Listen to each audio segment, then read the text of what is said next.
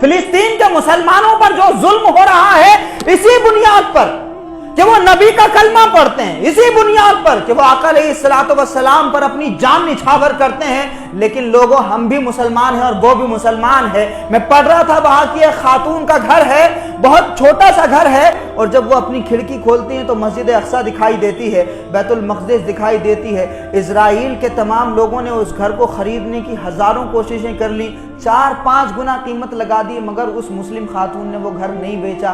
क्यों? क्योंकि जब वो खिड़की खोलती है तो उसको बैतुल मक़दिस के नज़ारे दिखाई देते हैं। कैसा मुसलमान है वो, और कैसा इस्लाम मजबूत है उनके दिलों में कि उनको सताया जाता है, उनको तकलीफें दी जाती हैं। उनका कौन सा बच्चा कब शहीद हो जाए, कब किसको तकलीफें दे दी जाए, कुछ नहीं कहा जा सकता।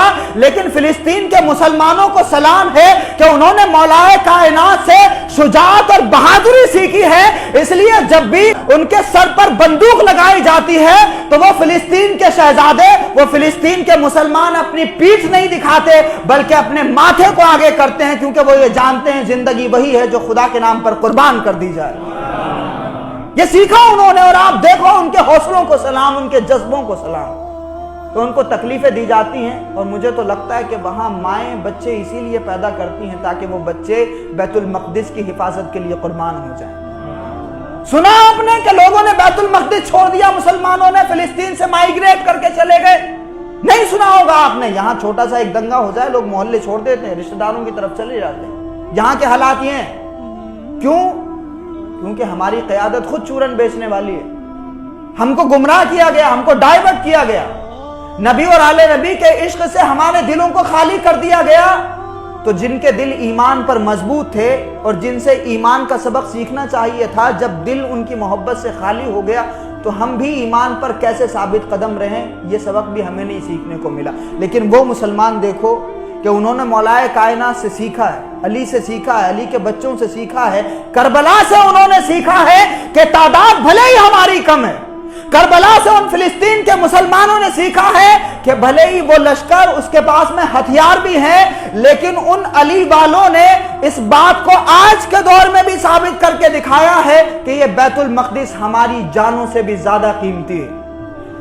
इसकी हिफाजत के लिए हमारी जान जाती है तो जाए, लेकिन वो बैतुल मक़दिस छोड़ने के लिए तैयार नहीं है। रात में हमला होता है और सुबह वहां फजर की वो नमाज अदा करते हुए नजर आते हैं। सुभान अल्लाह। रश्क आता है उन मुसलमानों पर, और किस तरह से वो इस्लाम पर मजबूत हैं। तो ये सबक उन्होंने कहां से सीखा? ये सबक उन्होंने, तो वो बदले ले रहे, वो इंतकाम ले रहे मुसलमानों से, और वो ये कहते हैं कि खैबर आपके लिए आखिरी मौका था, लेकिन मुसलमान अपनी जीत के बारे में ही नहीं जानते। अल्लामा इकबाल ने कहा था कि बाय नाकामी मताए कारवां जाता रहा, कारवां के दिल से एहसासे जिया जाता रहा। एक तो बड़ी नाकामी हमारी ये थी कि हमारे काफिले का सामान चोरी हो गया, और उससे भी बड़ी नाकामी ये है कि जो चोरी हो गया है उसके चोरी हो जाने का एहसास तक नहीं है, उसके चोरी हो जाने का एहसास तक नहीं है कि क्या चोरी हो गया।